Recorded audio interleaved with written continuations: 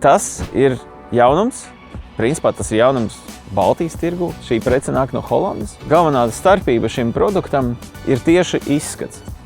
Un nevelti mēs saucam šo te produkciju par šūnbetonu, jo viņam ir ļoti unikāla, skaista un naturāla betona virsmas faktūra, kas pēc būtības atgādina dabīgo šūnakmeni. Kombinācijā ar tādām foršām, neitrālām, mierīgām krāsām tas viss veido tādu dabisku skatu. Šis ražotājs piedāvā ļoti plašu sortimentu. Gan plāksnes gājēju zonām, gan plāksnes braucamajā daļā. Bruģis, palisādes, atbalsta sienas, viņiem ir bloki. Ir arī dažādi elementi tādi kā sēžam bloki.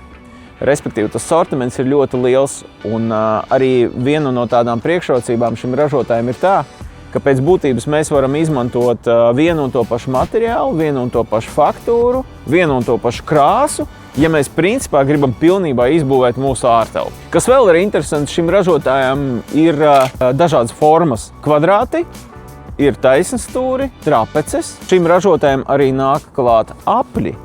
Ja? Un katram no produktiem ir dažādi lielumi un dažādas proporcijas. Pieņemsim, mazākais taisnstūrs ir 7 x 21 cm, faktiski tas ir bruģis.